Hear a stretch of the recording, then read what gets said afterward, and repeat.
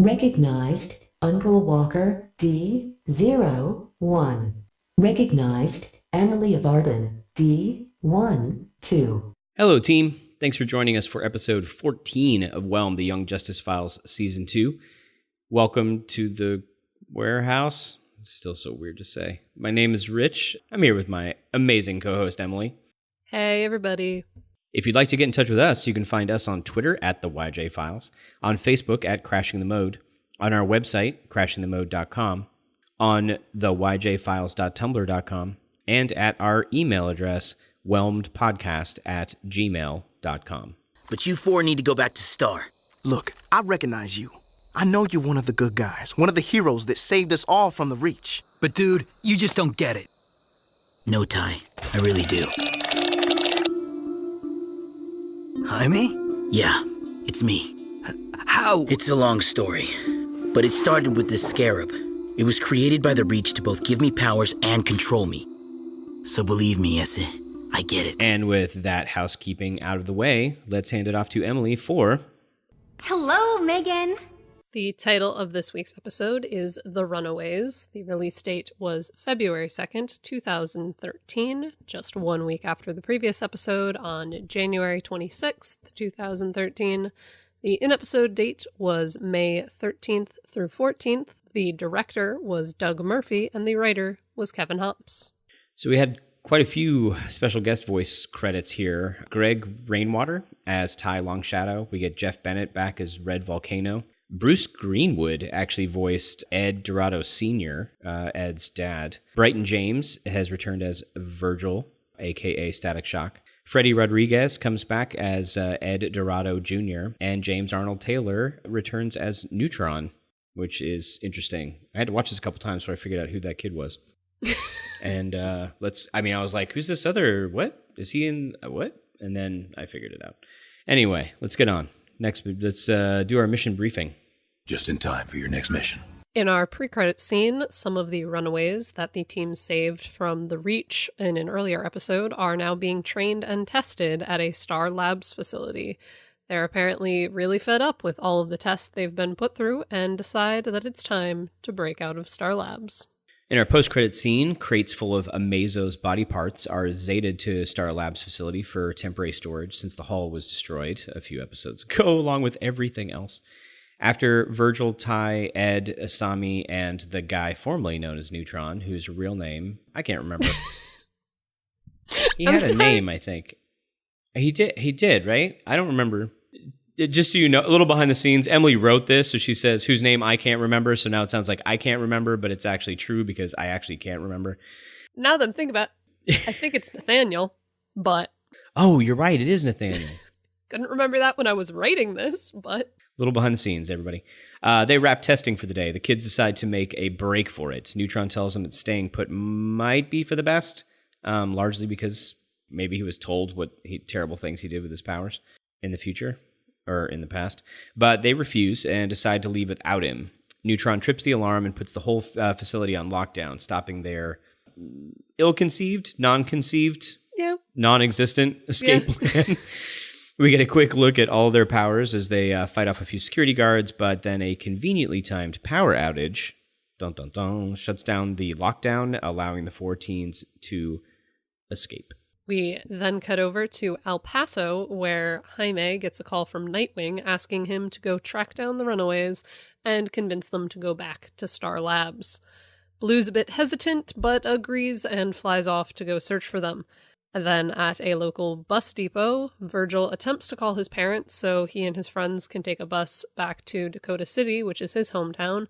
But before they can put that plan into action, they're discovered and confronted by Dr. Wilcox and a bunch of Star Labs guards.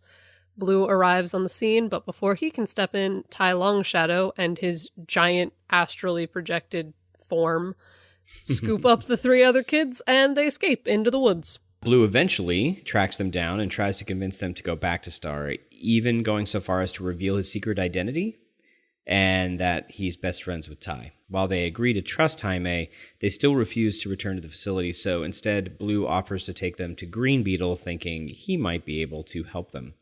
Back at Star Labs, Red Volcano busts through a wall and destroys a Zeta tube, so that he can look for Amazo.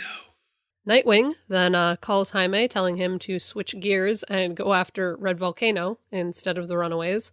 Jaime tells the others to stay put while he investigates, but they follow him back to Star Labs anyways, and arrive just in time to see Red Volcano trap Jaime underground. Ty works on freeing his best friend while the others go after Volcano, who's still rampaging through the facility looking for Amazo's head.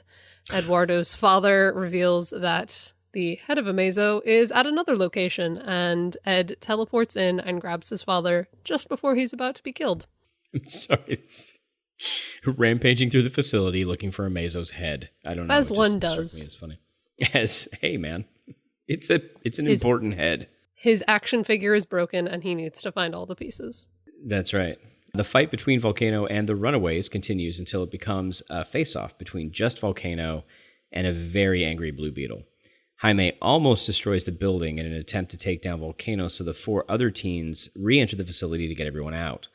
Once they've rescued everyone, Volcano decides the best way to end this fight is to trap and threaten the Runaways, thinking Blue will be forced to abandon his attack on him in order to save his friends because superhero. Instead, Jaime abandons the others to continue attacking Volcano. Eventually, Jaime takes down Volcano in a pretty brutal sonic attack and shouts to the other 4 Runaways that they need to get to Green Beetle right now.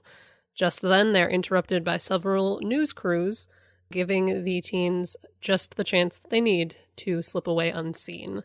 Later that night, Blue meets with Green Beetle and Black Beetle, revealing that Green actually rebooted Jaime's scarab to control him, not the other way around, making him a newly puppeted agent of the Reach. No!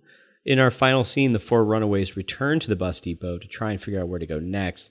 But before they can figure out a plan, though, Lex arrives, revealing to the audience that he was the one who sent Red Volcano to attack Star Labs in the first place. Lex then tells the teens that he has been keeping tabs on them for weeks. Then he caused a power outage that let them escape, and that he even called the press to make sure that they could get away from Blue Beetle. Now, believing that the Reach is merely using him, Lex ominously offers to help the 4 teens take back control of their lives.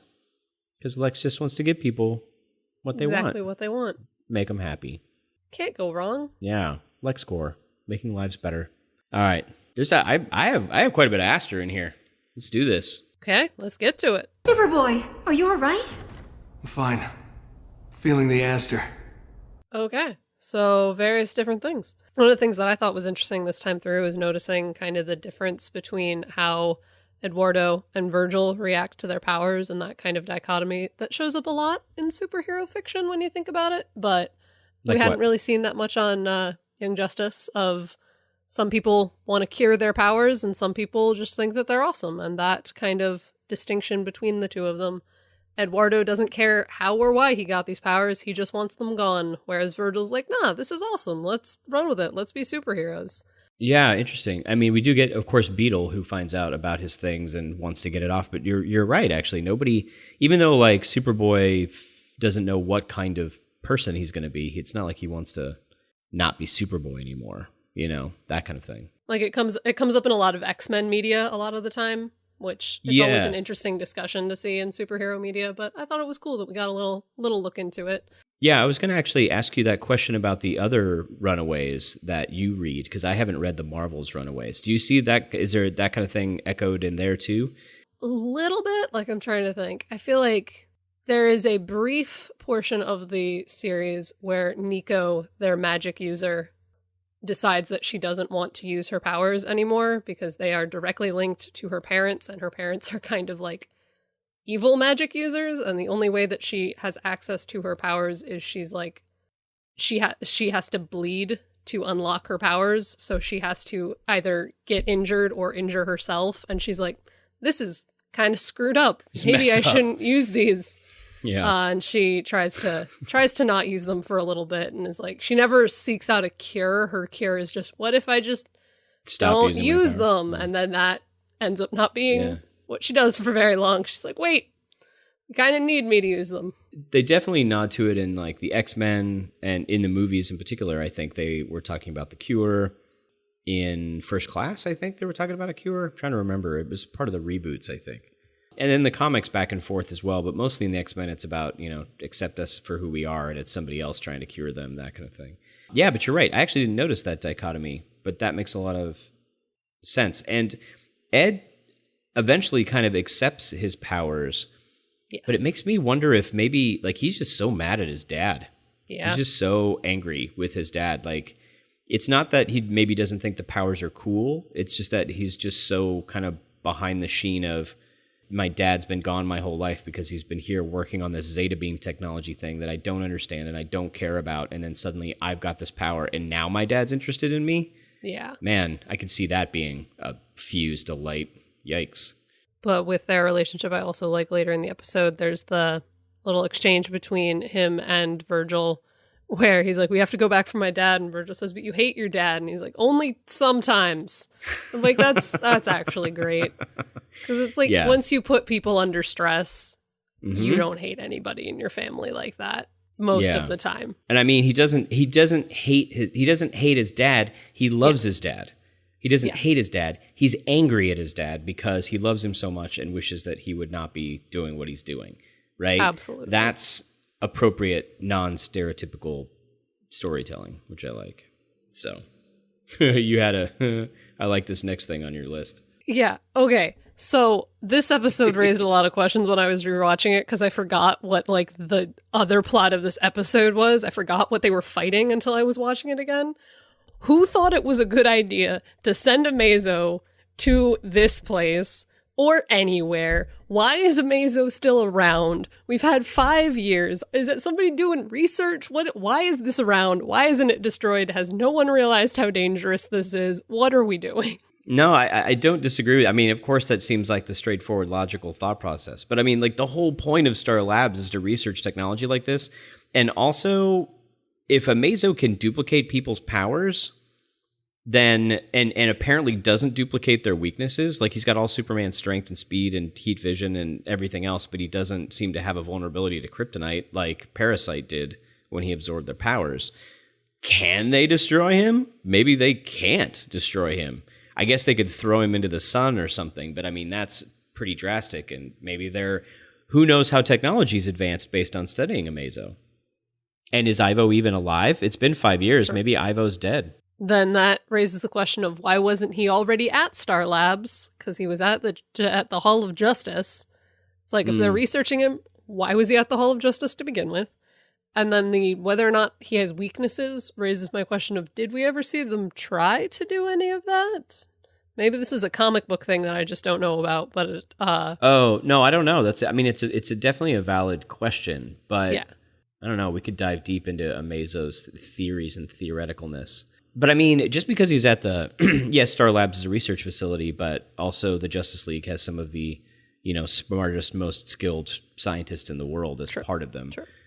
I get reminded of this great line in the Justice League animated series where in Justice League Unlimited, someone takes over the Watchtower and unleashes this laser blast on a city. Yeah. And Batman confronts Amanda Waller about it. And she's like, how do we know this wasn't you? And he's like, well, first of all, that's a ridiculous idea that it would be us. And honestly, somebody hacked into our systems. There's only 4 people smart enough in the world to do that. And 3 of them were already on the Watchtower. And the other one is Lex. So don't even start with me. Right? Because they had Mr. Terrific. They had Steel, right? They've got, it's just, they're all already up there on the Watchtower. So, yeah. Anyway. Along those same lines of questioning why Amazo is here, I also want to know how the heck Lex Luthor got his hands on Red Volcano, because I don't think we ever acknowledge how that went down, and I've got some questions, because that feels very out of nowhere, and I want to know that story. Somebody asked Greg on Ask Greg, and I don't think he gave a particular answer. But I mean, you can hand wave it and say, well, comic book logic, villains come back all the time. But I mean, again, 5-year jump, there's a story there. And if it was another creative team, I would say okay, well, that's like Deus Ex Machina. Come on, guys, explain this kind of a thing. But I don't know. I just trust the team. So I'm pretty sure Greg and Brandon have an idea of what crazy, massive story arc happened to have him rebuilt. I'm sure there is a completely logical reason, but watching it this time around to the point where I'd forgotten that Amazo was like part of this episode when I was rewatching it and taking notes. I was like, oh, and Red Volcano's here. Oh, okay, sure. What's funny is like Volcano being there doesn't bug me. This is ridiculous. The thing that bugs me is that he was completely melted in that lava and his rebuilt body looks exactly the same 5 years later. That's a good point. I don't mind that he's there. I mind that looks exactly the same. Like, I don't know. For some reason that bothered me because I am a ridiculous geek. A lot of effort goes into the character designs on this show. Yeah, that's true. For sure. Yeah. Outside of those me questioning various things, I did really like and do really like the acknowledgement that Asami doesn't speak English and that they have to translate things for her when they can. Like all of the scientists have to translate things for her. But none of the people that she's friends with speak any Japanese, so they don't know what's going on with that. And I just think that's interesting because a lot of shows would have just been like, she's from Japan but speaks English because we need her to, because we need to keep things simple. But instead they're like, no, not everyone in the world speaks English. We're not going to do that. So that was cool. Yeah. That. But you had mentioned something which I thought was interesting about the subtitles, because in season 1 we get a lot of subtitles, right? Like when we have people speaking Spanish largely, or the Crolatans. But you had brought up a thing about doesn't seem consistent in the show to use subtitles. Like, why didn't we? Like, largely she's only saying like "suminasai," which is "excuse me," right? Or like to get someone's attention. She says that a ton in this show, so it would just be the same. I didn't know thing. that that's what it meant. So no, of course, I didn't even know absolutely, absolutely. But she does have several other lines. But with one exception. Now, see, I had a theory, but then I just blew my own theory. So the theory was every time we've seen someone with subtitles under their name, they're speaking and someone in the scene understands what they're saying. That's an interesting point, actually. So if she's speaking and no one speaks Japanese and understands what she's saying in the scene, then we don't get subtitles. Having said that, it's a solid theory until the end because they show that Lex speaks Japanese. Also, the scientist at the beginning, who I believe she may respond to in Japanese, she doesn't get subtitles then either. Oh, you talking about the guy that's not Ed's dad? Yes. Okay. Yeah, that's true. That's true. And I think there are a few scenes where Krolataeans speak to each other where we have no subtitles. Maybe. Yeah, so it was a loose theory. But yeah, I hear you. It makes a lot of sense. I would have believed that. Yeah. I thought it was a good try. It was a good try. Also, you had a note here about Asami's heterochromia as well. The fact she's got 2 different colored eyes. It's cool. I like it. Asami's cool just an detail. interesting character with some interesting decisions built in. I just think it's cool. Try to see, what else did I have here? We were talking about Neutron earlier. Yeah. True, we were talking about Neutron earlier. It stuck out to me this time through where I was like, wait, Neutron is supposed to be way older than these people, isn't he? Like, isn't he an adult? Why is he hanging out with these kids and talking to them like they're all friends? But he's not, though. He's not? I don't think that he is. I think that he is a kid. So, like, after he gets stopped by Flash and Impulse, which was this season, right? Yes. He's, like, got his booming voice or whatever. But when he blows up and he goes off mode and his armor's gone and the whole deal, at the very end, after Impulse takes his powers away, his voice gets way higher. He's like, who's Neutron? What am I doing here? Right? And if you think about it, like, when we see him in the future, he doesn't look that... I mean, we don't know... Do we know exactly how long it is in the quote-unquote future that Impulse is there? I don't know. I feel like it's like 20 years at least. So my guess is, Iris is pregnant. We found out Iris is pregnant, right? Yes. With Impulse. And then, so she gives birth to the kids in a year, the twins, Dawn and Dawn, which is, don't do that to your children. Or yourself. I still don't get that. But say they grow up to be... I'm thinking it's 40 years. I think it's 40 years in total. Something like that. Maybe. If it's 40 years in total, I'm thinking more like 30-something. So if the twins grow up to be in their 20s, we'll say they grow up to be the mid-20s, And then Impulse is born after that. And he's, 13 or so? So yeah, maybe you're right. So sometime between it's 40 years. I just okay, there you go. checked. So it's 40 years. 40 years. So that means that his parent, who was his parent? The D-O-N Don or D-A-W-N Don? Does it say who he was born to? I don't remember. The son, whichever one the son is. D-O-N Don. Oh, that's right, because he says, hey, Dad, hey, Aunt Dawn. So if it's been 40 years, then that means this neutron they're seeing in the future is in his 50s, if he was 15 or 16. So I think that it's okay. The magic of the YJ Files, not the YJ Files wiki, we don't have our own wiki. The magic Not of yet. the Young Justice wiki tells me that Neutron is 18. So there we go. 58-ish. Okay. He actually seemed a little younger to me than 18 when his voice went up a register. Yeah. Yeah. I'm gonna blame it all on the fact that he has a bald head, and I don't know. Right. You can't tell how old people are if they're bald. I can't tell ages of characters on this show, apparently, half the time. Yeah. I mean, there aren't that many indicators for sure of his age, so I don't. The thing that's interesting to me is, okay, he's at Star Labs. He was training with everybody else, but his powers are shut down, right? Oh, yeah. you know what? I think they're testing him. Oh, sorry. My brain just went into a whole weird. Holy crap. So if.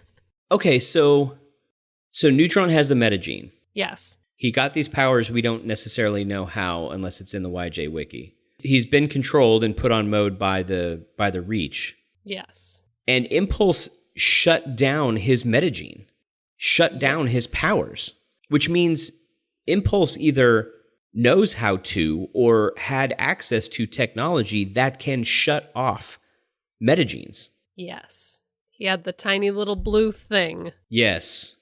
But who gave it to him? Where did he get that from? Did he steal it from somebody in the future? Did he make it himself? Because he's clearly technologically adept. He basically at least partially fixed or rebuilt this time machine, right? Like, I'm sorry, it just cracked my brain open for potential for season 3. If Impulse knows how to shut down a metagene, hokey smokes.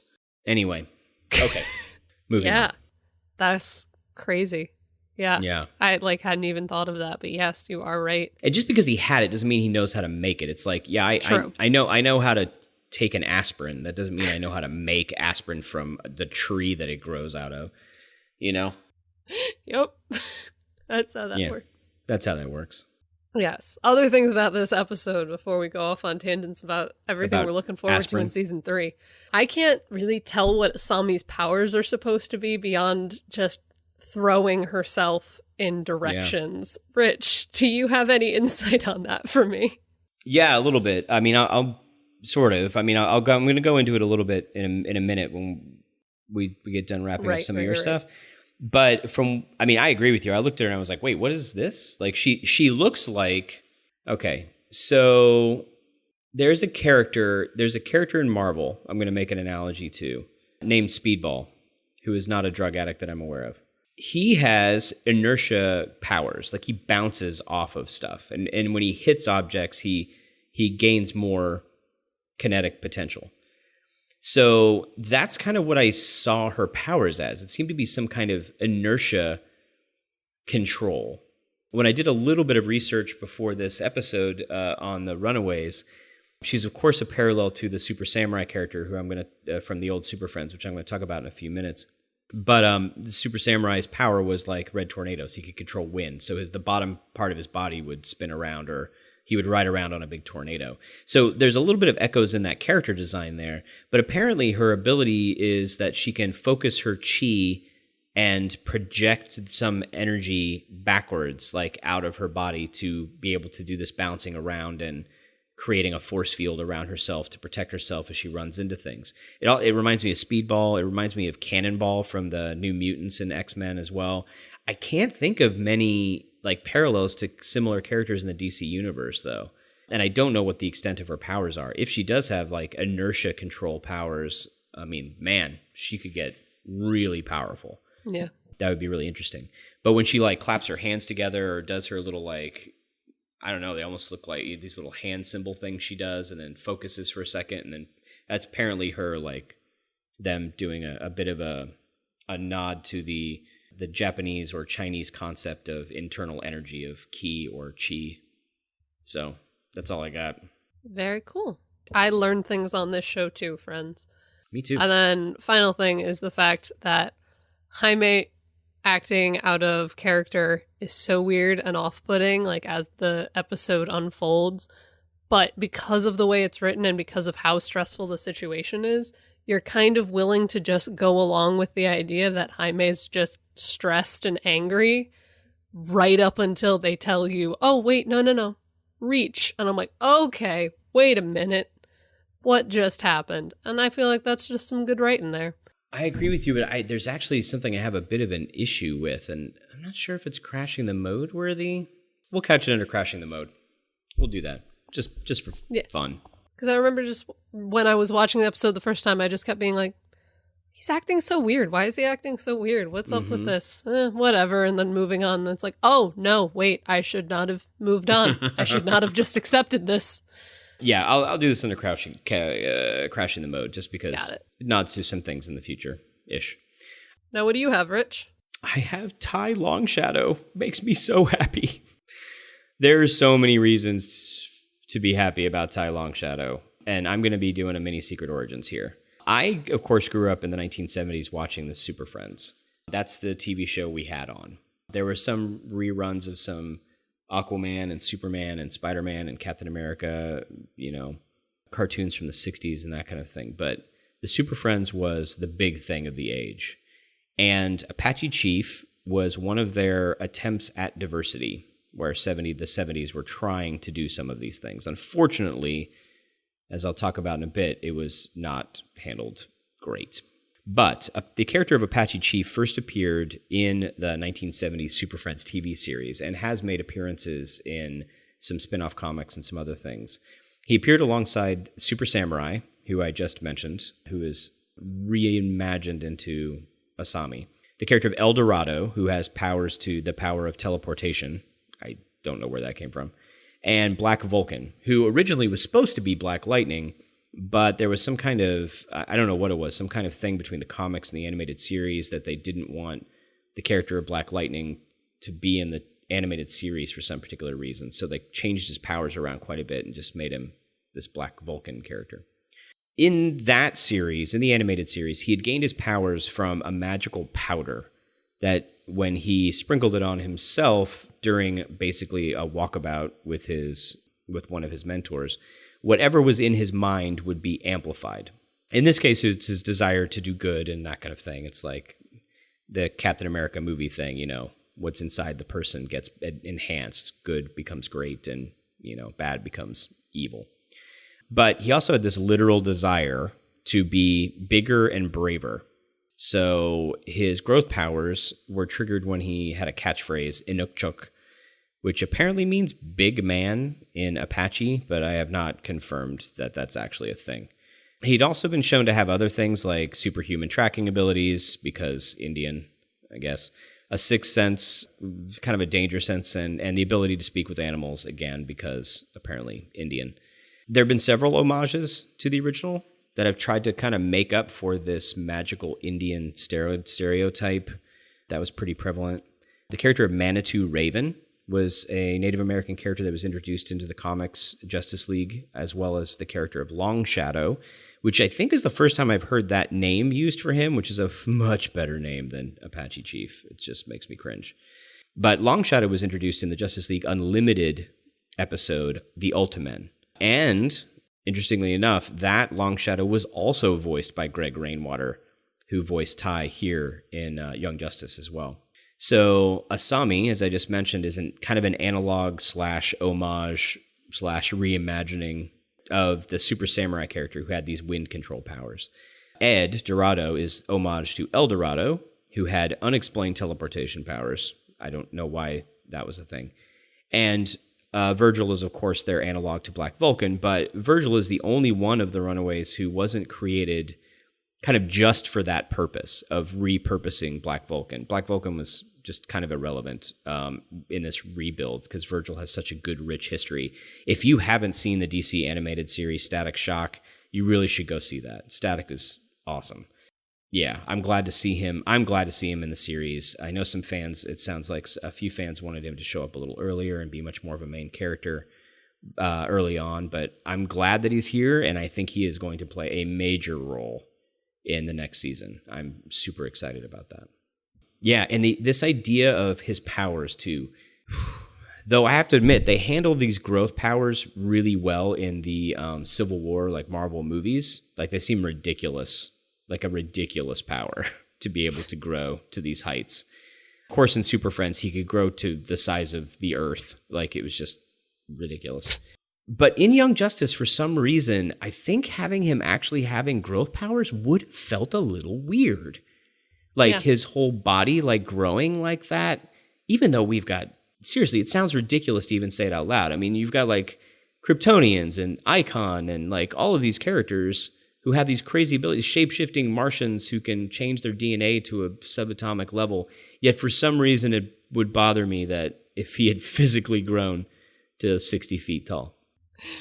Yeah, no, but I understand. I can see it. I can Right? see it being weird too. Yeah. It's like, that doesn't make any sense. It's just so weird. And I fully own my weirdness. Having said that, what Brandon did was, I mean, this was Brandon Vietti's child. He was the one who came up with this idea of this astrally projected form, right? This kind of ghost form that he uses. I love that particular like style of power anyway. So like Vixen, who, you know, summons these animal powers that she has and is often like surrounded by this astral form of, you know, the totem of this animal that she has. I've used it in superhero games myself a ton. So this idea that he projects this astral form that actually grows instead of his, you know, physical teenage body. It's a great example of not pulling off the cliche shelf, of not like, okay, well, that's what his power's always been. We'll just have that be his power. It's fine, right? They haven't shown anybody else with that power. Giganta, who was in the Justice League animated series, hasn't showed up in here either. And so no one has this kind of size control except for getting smaller, you know, powers. By stopping and thinking a little bit, and maybe Brandon, hopefully we can ask him at some point, you know, was bugged by the same thing that you and I were bugged about and said, how can we do this a little differently? And the solution they came up with, I think, was a drop of gold. I love it, and allows it to have much more flexibility as a power set. Yeah. Like he can keep growing taller, right? He's apparently protected quite a bit by this form, almost like a force field. Yeah. Perhaps he's got other astrally projecting powers he can delve into as he gets older. Like, I don't know. It just seemed to be a really cool way to handle it. Perhaps we shall see in season 3. Yeah. Perhaps. We're going to talk a little bit about some of that in Crashing the Mode. And let's also talk about Ty in this debrief. Yeah. Let's do it. Stick around. Class is in session. Okay, so the original diversity characters from the Super Friends were troublesome. So at the time, like taking it in the time that it existed, it felt like it was breaking barriers to this, you know, growing up in the Bible Belt South Kentucky boy. But what it was instead doing was really just using cliche stereotypes to simulate diversity. Apache Chief is what's often called the magical Indian stereotype, or that's magical Asian, or this person who takes all of these things that are not necessarily normal and just applying it to what feels like almost an entire culture, dismissing them almost and being a, you know, a normal person who's got challenges and ups and downs and strengths and weaknesses. Exhibiting powers like this, super tracking and speaking with animals that have nothing to do with the theme of his powers, but clearly echo some just nod to the stereotypes about his culture. Super Samurai is a samurai. Why? Apparently because he's Japanese. Like, his powers had to do with wind control powers, so why a samurai? Like, he didn't carry a sword. Like, there was nothing made any sense. To update him in the Justice League Unlimited animated series, they changed his name to Wind Dragon, which is a much more interesting and flavorful concept that can reference or index, as our friend Quinn Wilson might say, index his culture without using that first cliche pulled from the shelf. Samurai and ninjas were huge in the 70s, so therefore samurai for no other reason. So let me be clear. There's no reason why you shouldn't write a character that is outside your own cultural sphere or subcultural sphere. The whole point of writing is to explore these what-if scenarios and put yourself in the shoes of other people and explore these things and get in the minds of someone and sharing that with other people. I mean, if we all chose to just write what we know, I don't even know what that would look like in the world. However, if you're going to do it, remember what I've been saying about any character or any story arc or any culture. The first and second and third things that you think of will be cliches. And you need to recognize that. You need to be okay with that because you got to get them off the shelf so you can get to the deeper stuff. And those things can be improved, right? This idea is exacerbated if you're talking about a character from a drastically different culture, set of life experiences, different sex, different sexual orientation. You take the time to do your research, and ideally to the point of don't do otherwise. That research should be far more than looking through a book or a Google search. Talk to people from the culture you're trying to write and get more than one of them to be your alpha readers for your project. And an alpha reader, if you don't know what that is, an alpha reader is the earliest people to see your draft, who can point out the broadest mistakes you may need to change. Like, here's my first draft of, or half of my first novel, right? Early draft, read this. And alpha readers can read through it and say, hey, this entire character is troublesome. Or this entire character is duplicating another character. Get rid of it, merge it together, like we had just talked about. Like these kinds of ideas, big, broad things. What about this giant plot hole? This huge plot hole. Make sure to fill that before you finish your book. Oh yeah, I forgot I even made that, statement at the beginning of the book. That's what an alpha reader does. If you get a member of a particular culture or subculture, say you're not a geek, and say you're writing about geeks or comic fans or other things, that are part of a subculture, right? Say you're writing about furries or cosplay or anything that you're kind of peripherally aware of, but you don't know that much about. Get more than one person from that culture or subculture or group to read your book. It would be like you being of another culture and handing the book to me and saying, okay, I want your opinion as a comic artist, reader, and getting no one else's opinion. I have my opinions. That doesn't mean that I may look at it and say this is great, and somebody else may look at it with the same subculture and think completely differently about it. So make sure you get more than one of them to become part of your alpha readers. And it's not difficult to do. It really isn't. Not anymore. One of the greatest things about the internet is its ability to connect people. Use the power of the internet for good. Go out. Find groups of people, right? Find, forum boards or, anything to be able to talk to someone and just be honest. Say, look, I have this idea for a story and it involves a character from, X culture. Is this something you'd be interested in reading? Do you feel like you might have some insight for me? Can you please be honest with me and know that I'm trying to represent this culture the best that I can and tell me how I can best do these things? Because I may be totally off base and I'm okay with that. Just let me know so I can do it, with some semblance of verisimilitude or honesty. People want that. They will help you. Just reach out for it. So taking the time to dive into these cultures or subcultures of any group, which includes ones that you may belong to, by the way. If I'm writing about comics, I'm not going to be the sole person. I'm going to find a bunch of other people who I know are smarter than me that know about comics and get them to read it too.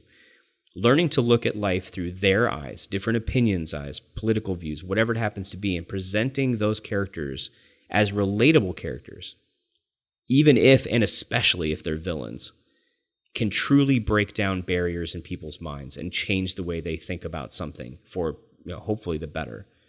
And if you want to know more about how to do this, you can check out a website and a book called Writing the Other. It's www.writingtheother.com. There have been a lot of research and a lot of papers, websites, and presentations on this concept and idea. Don't be afraid of it, but do it with respect. All right. Ready to crash a mode? Let's do it. Tell us something we don't know yet. Sorry, BB. We can't risk altering the time stream. We do that, we're all feeling the mode. All right, in Crashing the Mode, we will be discussing spoilers for Young Justice and the DC Universe. If you are spoiler wary, please consider this your warning. You want me to get this Jaime thing off the shelf, and then we can dive into Outsiders? Sure, go ahead. Whatever you want to do. So the thing that bugs me about Jaime in this particular episode, and the episode, I think, previous to that, like where we see him doing stuff, I think, after Green reboots him. Yeah. Later on, we see that it's not that the Scarab is in control. It's like he's being puppeted, like Clarion did with the Justice League at the end of season 1. I mean, someone apparently literally has to talk for him and have it translated through the Beetle, which first of all seems really weird and unnecessary if the Scarab is quote unquote on mode. But also, he was acting way too normally in the early parts of that episode. Like, later in the episode, he makes that choice of like, oh, I'm going to ignore everyone and, I'm just going to take down the bad guy and I don't care about my friends. Yeah, that's a decision that seems like it would be easily made a non-empathic, I don't care about our friendships thing for the Reach to do. But early on in that episode, Jaime seems genuinely worried. He shows his face to Ty, like all of these things. Yeah, it could have been programmed or could have been puppeted by, the ambassador, but it just seemed a little too genuine. And that bothered me a little bit. So I will throw out a concept. Okay. Because I don't know if there's any way to make this make sense, but it could be that, like, the Scarab is on mode and the Scarab makes sure that Jaime doesn't do anything that would jeopardize what the Reach is trying to do. Yeah. And then only when it's absolutely necessary does the Reach literally take over. Yeah. I was thinking about that too as I was running this through my head earlier in the episode. And I think that would be the best way. I think you're right. Like, that would be definitely the best way. Like, okay, I need him to say a certain specific thing. I'm going to do that. The only thing that makes me question that a little bit is that later in a later episode, Jaime's returning back home. Yeah, that's what I was thinking too. And he says something like, oh my God, there's nothing more painful than watching you two people try to act normally around my parents.